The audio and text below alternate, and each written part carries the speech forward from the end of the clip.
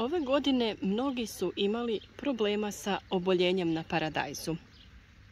Sve to je bila posljedica vremenskih uslova, velike količine padavina, poslije kojih je slijedilo sunčano vrijeme sa visokim temperaturama.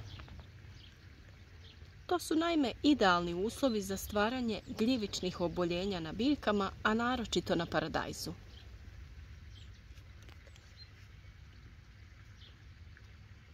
Nijedan ekološki preparat koji smo mi preventivno koristili nije uspio obraniti paradajz, te je većina lista bila zahvaćena oboljenjima.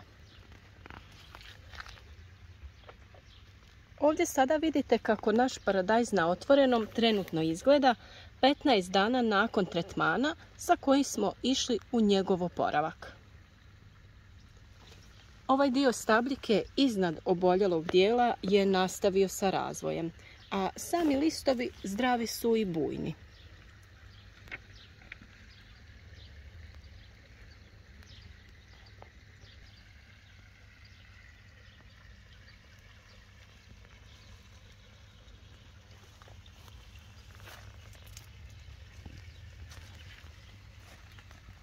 Biljke koje su potpuno oboljele uspjele su pustiti zaperak iz kojeg ćemo sada formirati novu biljku.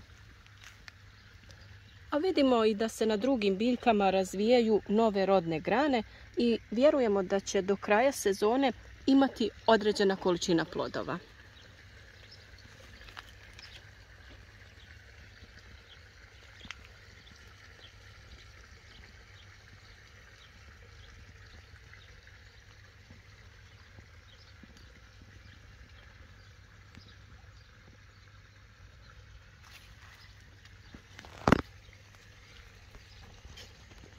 U međuvremenu smo na konstrukciju koju smo napravili za vezanje paradajza postavili i mrežu za zasjenu.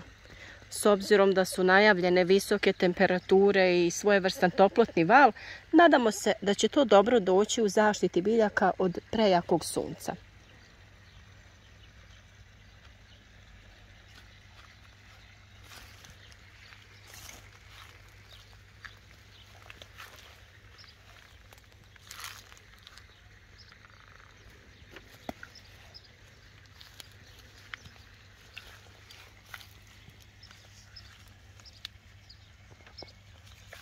Mi smo nakon pojave oboljenja na našim biljkama koristili kvadris. To je fungicid koji u velikoj mjeri djeluje na gljivična oboljenja, a kod nas, kao što vidite, pokazao se vrlo uspješno.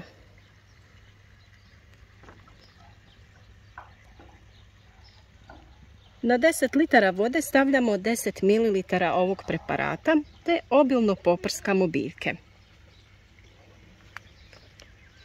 A prije samog tretmana smo uklonili bolesne plodove i listove, a njih je potrebno ukloniti iz vrta kako se oboljenje ne bi širilo na druge dijelove zdravih biljaka.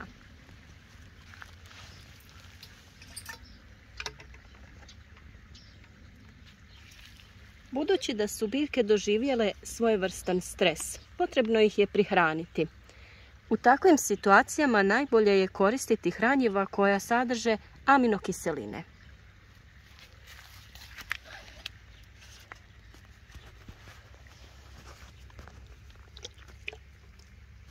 Mi smo za tu namjenu koristili zoberaminol. Između ostalog, ovo hranjivo sadrži makroelemente koji stimuliraju njen rast, pa je izuzetno dobro za razvoj biljke u stresnim situacijama poput visoke temperature, mraza ili oboljenja.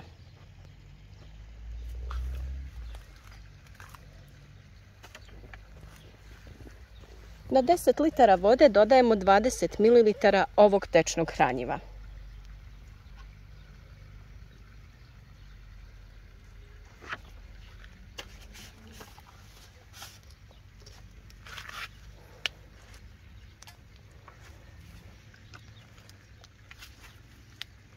Za još bolji oporavak biljaka odradili smo i poseban tretman sa Vital Power Copper.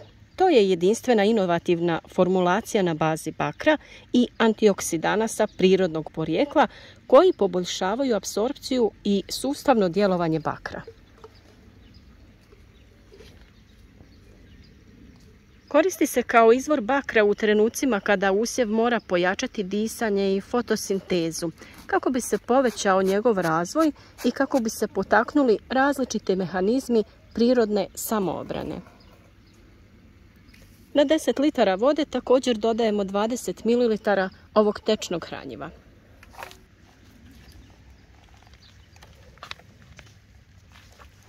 Hranjiva kompanije Zoberbach su dopuštena i za korištenje u ekološkoj proizvodnji te su sigurna i učinkovita.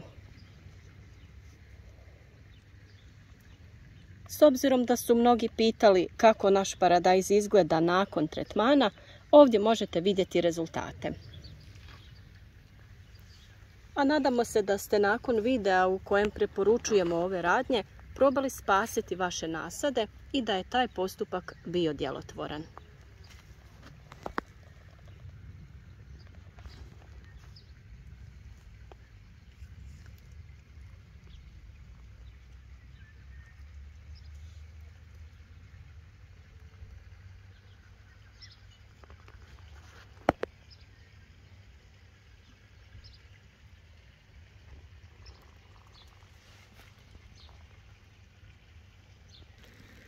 Mi ćemo nastaviti sa oporavkom našeg paradajza, a za sve druge informacije o uzgoju paradajza i naravno svih ostalih vrsta biljaka, voća i povrća, vi zapratite naš kanal i informirajte se o svemu što vas zanima. Naravno, uvijek je dobrodošlo da podržite naš rad sa nekim lajkom ili da ostavite komentar podrške, ili u komentarima uvijek možete pitati ono što vas zanima ako vam nije sve bilo jasno. Mi se i dalje nadamo jednoj uspješnoj sezoni proizvodnje voća i povrća, a i vama želimo isto to.